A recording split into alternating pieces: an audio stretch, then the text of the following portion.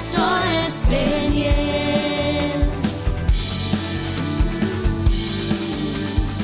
Esto es Peniel.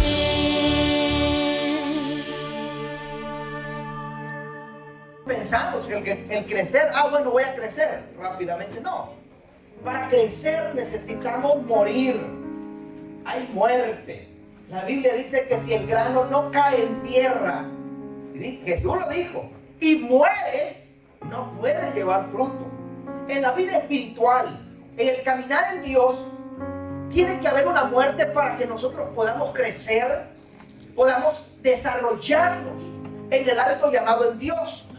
El apóstol Pablo, amados, él crece y dice que él creció a los pies de Gamaliel. Fue educado de uno de los eruditos más prominentes, más importantes de aquel momento, de aquel tiempo.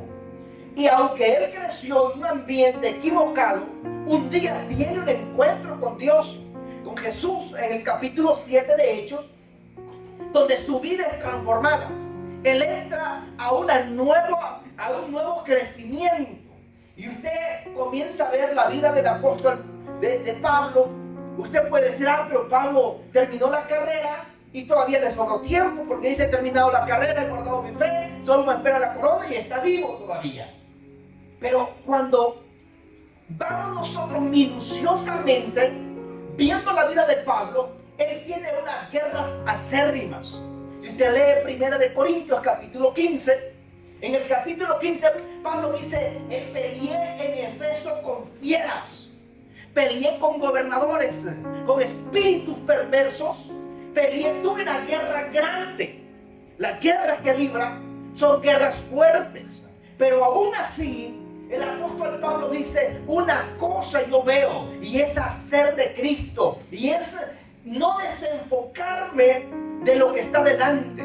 Porque Pablo dice que el que comenzó la obra en mí, dice Pablo, la va a terminar el día de Jesucristo. Él entiende que no hay un crecimiento sin que haya una batalla, sin que haya un esfuerzo. Si usted dice: no, yo quiero crecer espiritualmente, aleluya, gloria a Dios, pero no ora, no se congrega, no va al discipulado, las casas de paz ni le importan, la oración, ahí está dormido que a las 5 de la mañana los sábados, y una vida personal de oración ni hablemos.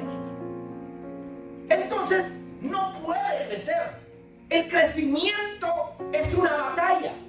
Cuando yo crecí en el campo, y cuando poníamos la semilla, fuese de café, fuese de maíz, frijol, algún grano, la sembrábamos y la regábamos. En otras palabras, la semilla estaba adentro de la tierra, más el agua. Eso produce lodo, produce humedad, produce, hermanos, que esa semilla tiene que reventarse. Tiene que reventar para poder germinar. Y al reventarse esa semilla, produce, amados, dolor. Produce que esa semilla se desintegra lo que es, para que nazca una plantita. Y esa plantita, cuando crece, da un fruto. Por eso el apóstol Pablo, a mí me llama la atención lo que él plasma, que es una porción muy conocida, y quiero que a la luz de la palabra la podamos recibir en esta mañana. Dice la palabra en Efesios, en el capítulo 6, versos 10 al 18. Es muy conocida, pero dice la palabra: por lo demás, hermanos míos, fortaleceos en el Señor y en el poder de sus fuerzas, vestidos de toda la armadura de Dios. Mira la palabra que utiliza: de toda la armadura de Dios, para que podáis estar firmes en contra de las acechanzas del diablo. Porque no tenemos lucha contra sangre y carne, sino contra principados, contra potestades, contra gobernadores de las tinieblas de este siglo, contra huestes espirituales de maldad en las regiones celestes. Por tanto, tomad toda la armadura, diga conmigo, toda la armadura de Dios, para que podáis resistir en el día malo, y habiendo acabado todo, estad firmes. Mire lo que no dice y estar derrotados, estar angustiados, estar heridos, muertos. No, no, no. Estar firmes. Estad pues firmes, ceñidos vuestros lomos con la verdad y vestidos con la coraza de justicia, calzados los pies con el apresto del evangelio de la paz, y sobre todo tomad el escudo de la fe, con que podáis apagar todos, miren, no dice algunos, todos los dardos de fuego del enemigo. Y tomad el yelmo de la salvación y la espada del Espíritu, que es la palabra de Dios. Y luego le añade el verso 18 que dice: orando en todo tiempo. Algunos dicen orando de vez en cuando.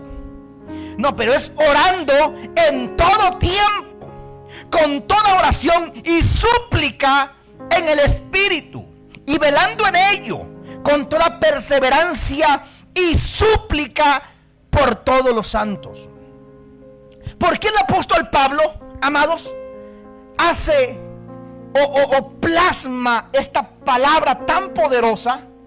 Él habla del enemigo, cómo está organizado, pero habla también de toda la armadura de Dios para poder derrotar al enemigo.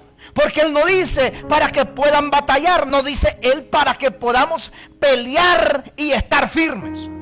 Una cosa, amado, es batallar y ser derrotado, o batallar para ver qué logro hacer. No, el apóstol Pablo dice: la lucha es contra huestes, contra gobernadores, contra principados, contra espíritus demoníacos fuertes, porque los peleó en Efeso y ahora Él lo pone aquí en esta palabra. ¿Sabe por qué? El apóstol Pablo, él fue un soldado romano. Cuando usted lee las escrituras en el libro de los Hechos, encontramos al Pablo, amados, arrastrando mujeres, arrastrando niños, matando, hiriendo, haciendo cuantas cosas, porque todos los cristianos para él era gente que andaba en una herejía, que andaban perdidos, gente que en realidad él pensaba que no estaban viviendo la vida como debería ser. Pero un día él tiene un encuentro con el Señor, su vida cambia, es transformado. Pero ahora que él ha peleado con fieras, ha peleado, hermanos, con huestes, y él entiende, él conoce, él prueba las mieles del ayuno, las mieles de la oración, las mieles de la palabra de Dios. Él prueba lo que es estar lleno del Espíritu Santo. Él entiende que hay una armadura más grande que la que un soldado romano pudiese tener. Porque el apóstol Pablo, lo que él pone en el capítulo 6, verso 10 al 17, que luego le añade el 18, es el cántico que tenían los triaris del César. Habían tres tipos, principios o 3 puntos importantes acerca de los soldados del César. Eran los triaris del César, eran lo mejor de lo mejor que Roma tenía.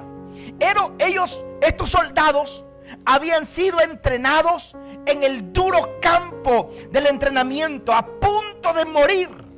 Amados, los llevaban hasta el borde de la muerte, amados, que pudiesen resistir lo más que ellos pudiesen hacer.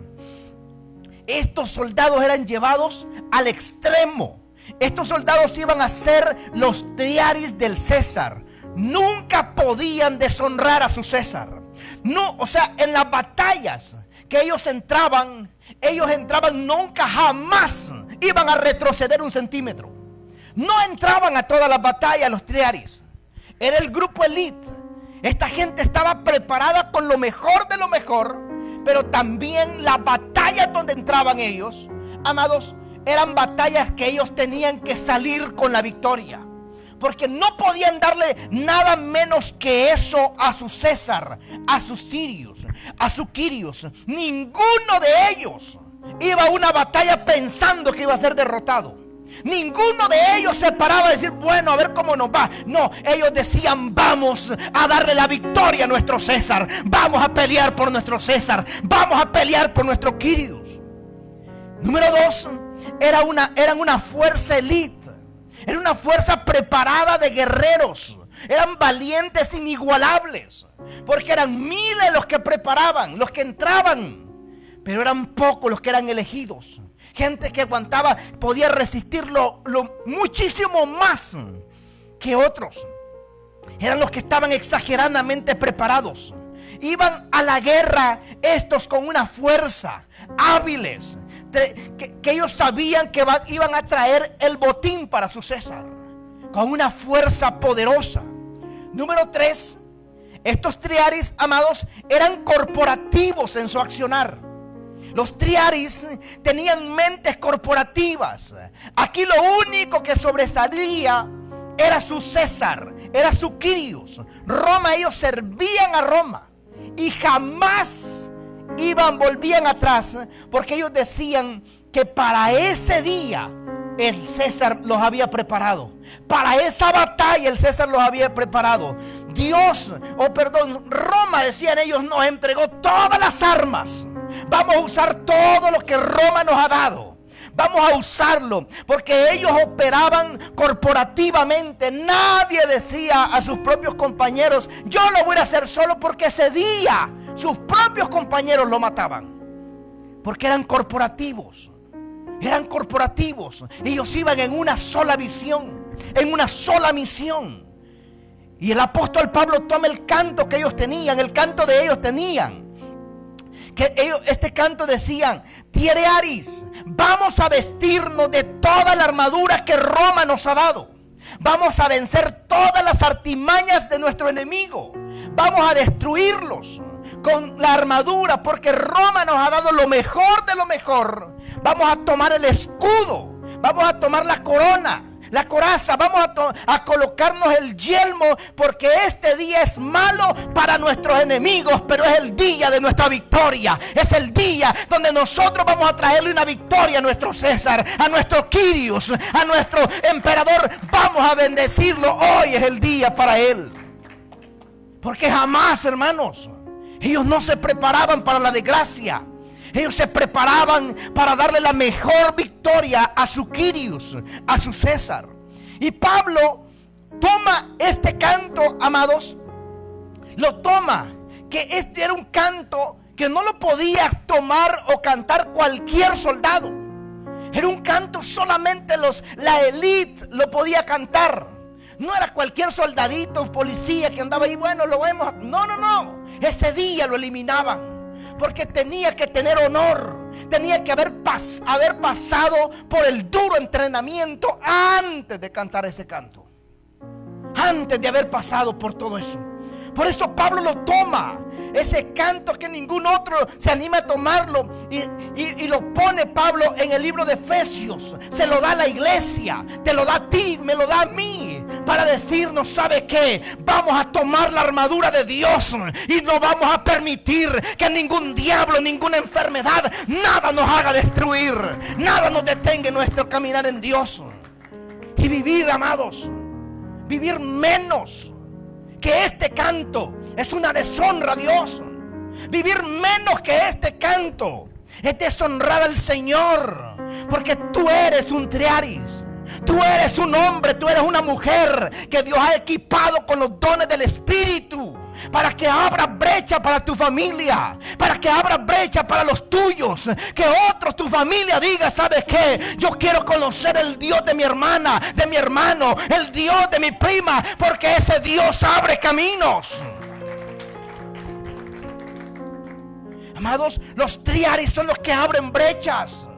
Los triaris son los que piensan en los niños, piensan en los jóvenes, piensan en los adultos, en los ancianos. Los triaris son los que no retroceden ni un solo centímetro. Los triaris, amados, tenían un solo objetivo: era darle la victoria a su César, darle la gloria a su César. Ninguno tomaba algo para sí, porque toda la victoria era para su César. Pero Pablo, amados, toma ese lema y dice: el César no es el verdadero Quirios. El verdadero Kyrios es el Señor Jesucristo. Y no podemos vivir menos que eso nosotros. Tenemos que tomar la armadura de Dios y no detenernos jamás. Vamos a avanzar, vamos a abrir brecha. Las ciudades tienen que conocer. Por eso la Biblia dice que en el libro de los Hechos, cuando la iglesia recibe el Espíritu Santo, los apóstoles andaban y decían: ahí vienen los que trastornan las ciudades. ¿Sabe por qué? Porque habían hecho propio ese canto y decían: nosotros le vamos a dar la gloria a nuestro Dios y no vamos a retroceder jamás. Los Triaris, amados, estaban llenos de coraje. Llenos de coraje. Levante la mano conmigo, diga: llenos de coraje. Un coraje, amados, coraje no es llorar en la primera batallita. Ay, pastor, es que aquí no hay amor. Mire, usted le decía a Pablo, eso, y le aseguro que no hay amor acá. Porque un Triaris está preparado en las batallas. Está en el crecimiento. Cuando usted comienza a crecer, usted entiende que la vida no es fácil, que el crecimiento no va a ser, hermanos, es sencillo. Los que somos padres de niños pequeños entendemos que ver crecer a un niño no es fácil. Hay que cuidarlo de todo. Pero en esa batalla va creciendo, va creciendo, va creciendo hasta que se vuelve una persona independiente. Pero, amados, nosotros como iglesia no podemos vivir como un soldado común y corriente. No podemos vivir siempre llorando por las mismas boberías de siempre. Un día tú tienes que pararte y decir: voy a tomar la armadura de Dios, voy a esforzarme, voy a caminar en esa palabra del Señor. Esta gente, amados, tenían un coraje, llenos de coraje. Amados, es coraje, es suprema autoconfianza, es valentía exagerada. Coraje es agresividad detestable, que la detesta la gente, la detesta, hermanos, el diablo, la detesta los mediocres. Te hacen singular y te hace único cuando tú eres un Triaris de Dios. Amado, gracias, le agradezco. Coraje, hermanos, es tomar una determinación. Decir: voy a caminar en coraje. No en corajecillos que le dan rabietas, pateas y ya no vuelva. No, coraje es decir: usted tome la iniciativa correcta, la visión correcta. Usted enójese con el enemigo, con el diablo, que le ha robado años de bendición, que le ha robado las habilidades, que lo ha engañado, le ha mentido. Usted diga: mira, diablo mentiroso, hoy yo me voy a parar con la armadura de Dios. Es un coraje detestable, que los demonios detestan a una persona que se levanta en oración diariamente, que lee la palabra con coraje, que se congrega con coraje, que sirve con coraje, que sirve con el corazón y dice: no me voy a detener jamás. Porque cuando vienen los ataques, cuando viene el problema, los Triaris era cuando más coraje les daba. Cuando venían las angustias, cuando los enemigos se levantaban peor y decían: los vamos a derrotar ahora si estamos venciendo a los Triaris. Amados, sacaban el guerrero más acérrimo internamente y decían: jamás nos van a vencer a nosotros. Jamás. Por eso el apóstol Pablo dice que cuando nosotros tomamos la armadura de Dios, no dice alguna, dice toda la armadura de Dios. Tomando toda la armadura de Dios, hermano, usted se vuelve invencible. No hay nada que lo pueda derrotar. Porque dice la palabra: y habiendo acabado todo, dice: vete de vacaciones y no ores más. Porque mucha gente dice: hermano, gracias a Dios ya el Señor me cumplió, ahora sí, a dormir, usted sabe. No, dice: estad firmes. Firmes, porque sigue firme. Dice: ya ven, esta batalla se terminó, gloria a Dios, pero sigo firme, sigo orando, sigo ayunando, sigo leyendo la palabra, sigo congregándome, sigo discipulándome, sigo asistiendo a la iglesia, estoy en la vigilia, estoy en la casa de paz, estoy firme. Aleluya, gloria al Señor. Amados, ¿sabe por qué? Porque esto, amados, una sola visión, un solo compromiso. Hay un tiempo en la vida que tú te tienes que volver detestable para las tinieblas. Que cuando tú caminas en los lugares donde tú caminas, la gente, los demonios digan: no lo soportamos a este. Porque tú te vuelves detestable donde tú caminas. Aún la gente mediocre, los perversos te van a ver y van a decir: ¿por qué siempre me habla del Señor este? ¿Por qué siempre lo veo encendido? ¿Por qué siempre lo veo cantando? ¿Por qué anda gozoso siempre? Porque tú eres un tiarearis. Tú no eres un blandengue de este sistema. Tú eres un hombre y una mujer de compromiso que camina bajo una visión del Señor. Porque los triaris, amados, tenían una sola visión y un solo Señor, su César. Ninguno de los triaris decía: ¿sabes qué? Ya me cansé de servir al César, yo ya no voy con César. Porque ese día, hermano, su propio compañero le decía: hasta aquí llegaste. Porque el día que ellos entraban y eran del grupo de los triaris, jamás volvían atrás. Una vez que ellos entraban, sus vidas ya estaban jugadas. Así dijo el Señor: una vez que ponemos la mano en el arado, amados, nuestras vidas ya están jugadas para el Señor. Ya estamos jugados para el Señor. Ya no es tiempo de ver para atrás.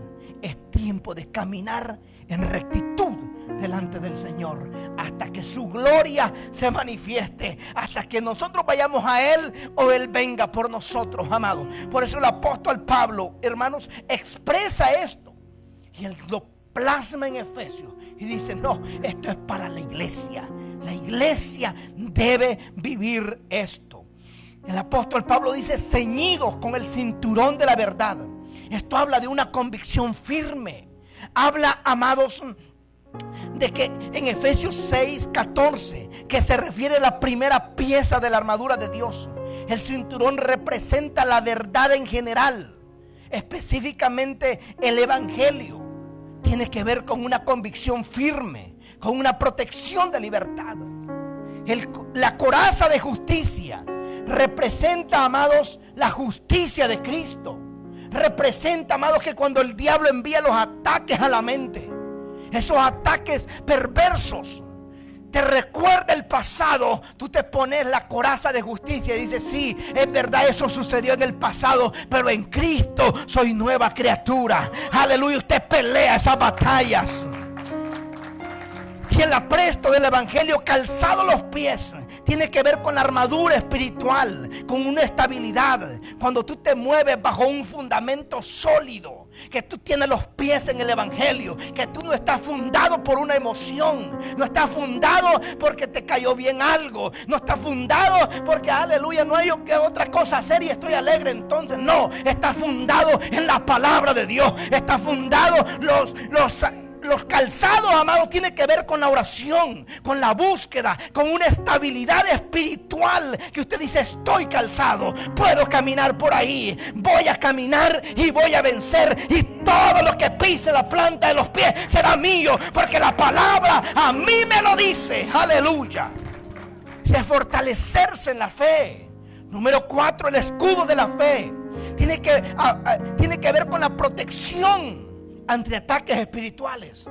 El escudo de la fe, confianza en Dios, que aunque todo se ve imposible, no se ve una salida aparente, decir: ¿sabe qué? No importa aunque no vea nada, pero yo sé que el Señor me va a cuidar, el Señor va a estar conmigo, el Señor me va a ayudar a ver su manifestación en este tiempo. La fe también tiene que ver para apagar los dardos de fuego del maligno. Aquellos pensamientos que te llegan cuando tú estás pensando en servir. Te llega un pensamiento de desánimo, te llega un pensamiento de rencor, te llega un pensamiento de miseria a la mente, te llega un pensamiento que dice: no lo vas a lograr. Te llega un pensamiento: ni sabes hablar, mira, a ti ni te cae bien fulano, vas a servir ahí, mejor no lo hagas. Pero la fe dice: no, tú puedes, porque esto no es por vista, no es por el hombre, no es por nadie, es por la palabra de Dios. Tú le estás sirviendo a Dios, no al hombre. Eso permite también estar firme. Eso es una victoria a través de la fe. que tú dices, no, en esta batalla voy a crecer, en medio del dolor voy a crecer, en medio de esta angustia voy a crecer, porque mi vida no se va a quedar anclada a esta situación que viví. Mi vida está anclada en el Señor Jesucristo, y de esto yo voy a salir. Por eso también dice el apóstol Pablo que nos pongamos el yelmo de la salvación. Era un casco que utilizaban ellos. Para ese casco, amados, era una protección que traía la mente, una protección, amados, de la esperanza como salvación, de renovación de la mente. Por eso el apóstol Pablo dice en Romanos 12:1 dice que renovemos nuestra mente siempre para comprobar cuál es la voluntad de Dios. ¿Qué dice?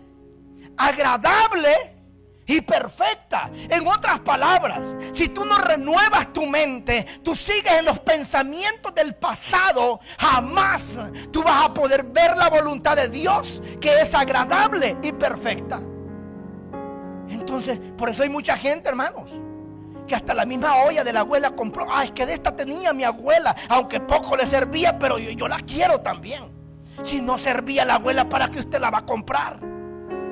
Renovar la mente, cambiar la mente, cambiar los pensamientos y decir, ¿sabes qué? Vamos a renovar la mente. Yo creo en la bendición de Dios, yo creo en la prosperidad de Dios, yo creo que yo no voy a vivir esta situación siempre, no seré una estadística más. Mi mente está renovada y esos dardos no van a anidarse siempre. Eso es renovar la mente, seguridad en medio de un conflicto. Amados, el yelmo significa, por eso el apóstol Pablo dice que la paz de Dios sobrepasa todo entendimiento. Por eso usted dice, gente, ¿y cómo le hace esa persona? Lo atacan, le dicen cosas, está pasando por problemas, está pasando por dificultad, pero Galán anda fresco como si nada, porque se puso el yelmo. Dijo, no, ¿sabe qué? Eso es problema, pero mi Dios es más grande.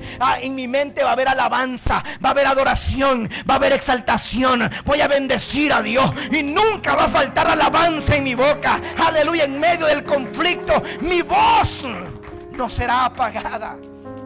Es el yelmo de la salvación. Es una metáfora física, amados, que representa la certeza, la esperanza de la salvación cristiana.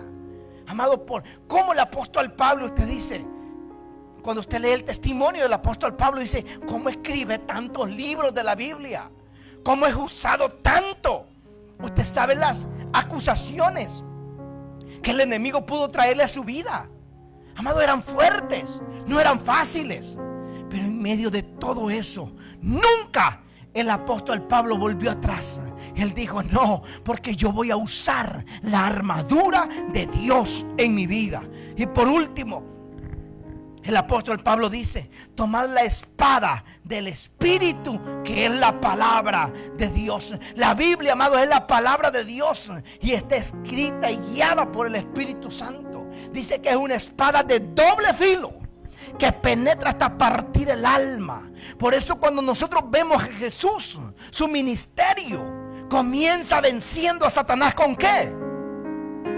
Con la palabra. Escrito está, escrito está, escrito está, escrito está. Por eso, amado, usted se molesta con nosotros, pero estamos insistiendo, lea la palabra, lea la palabra, lea la palabra. Cuando usted lee la palabra, amado, usted se vuelve una persona acérrima, usted se vuelve un triaris peligroso. Cuando usted lee la palabra, lee la palabra. Cuando usted ora, cuando usted ayuna, cuando usted dice, no, esto no me va a detener a mí, yo voy a caminar bajo la luz de la palabra. La palabra es mi guía, la palabra es mi luz, la palabra.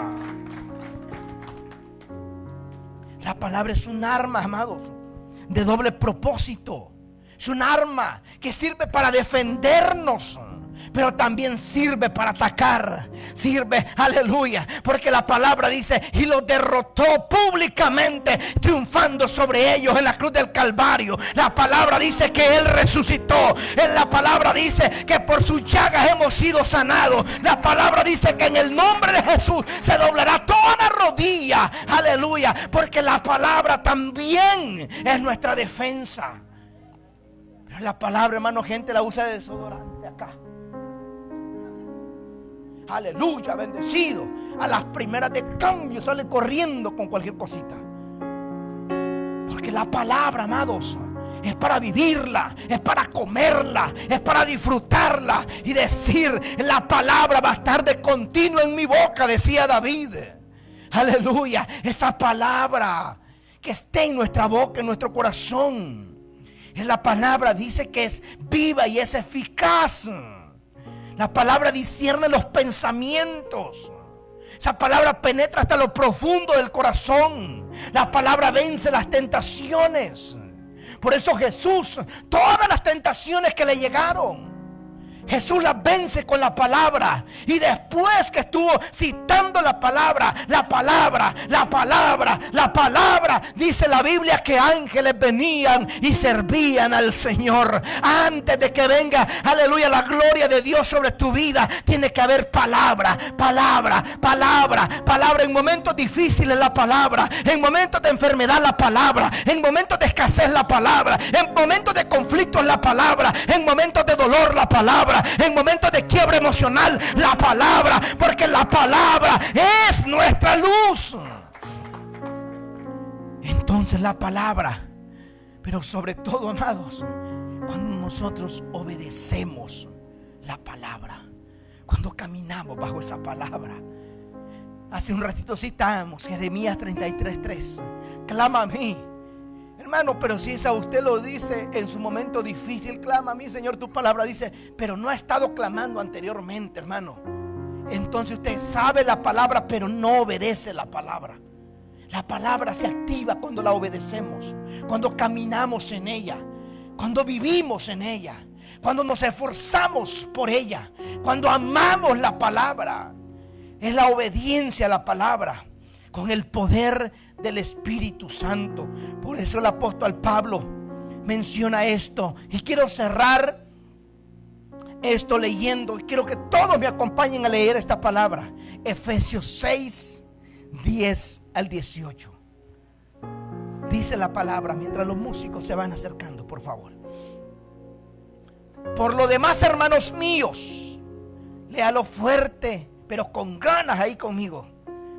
Con coraje, léalo conmigo. Diga: por lo demás, hermanos míos. Ay, pero qué café les voy a dar despuesito a ustedes. Por lo demás, hermanos míos. Está mejor. Fortaleceos en el Señor y en el poder de sus fuerzas, vestidos de toda la armadura de Dios, para que podáis estar firmes en contra de las acechanzas del diablo. Porque no tenemos lucha contra sangre y carne, sino contra principados, contra potestades, contra los gobernadores de las tinieblas de este siglo, contra huestes espirituales de maldad en las regiones celestes. Por tanto, diga el que está a su lado, por tanto, tomad toda la armadura de Dios, para que podáis estar firme en el día malo, y habiendo acabado todo, estad firmes. Estad pues firmes, ceñidos vuestros lomos con la verdad, vestidos con la coraza de justicia, calzados los pies con el apresto del evangelio de la paz. Sobre todo, tomad el escudo de la fe, con la que podáis apagar todos los dardos de fuego del maligno. Tomad el yelmo de la salvación y la espada del Espíritu, que es la palabra de Dios. Levante la Biblia, diga conmigo: la palabra de Dios. La palabra de Dios. La palabra es de Dios. La palabra de Dios es mi vida. Diga: la palabra de Dios es mi guía. La palabra de Dios alumbra mi camino. La palabra de Dios es la que me da fortaleza. Y lo último dice, mientras se pone en pie, por favor. Por último dice: orando en todo tiempo, con toda oración y súplica en el Espíritu, y velando en ello con toda perseverancia y súplica por todos los santos. Palabra del Señor. Ahí donde está, levante sus manos. Padre, en el nombre de Jesús, en esta preciosa hora, te damos la gloria y te damos la honra solo a ti. Padre, levante sus manos ahí, por favor, y abra su boca y dígale al Señor: Señor, en esta hora yo me rindo delante de ti y entrego mis cargas. Hoy la palabra se me ha sido revelada. ¿Cuál es mi posición en ti?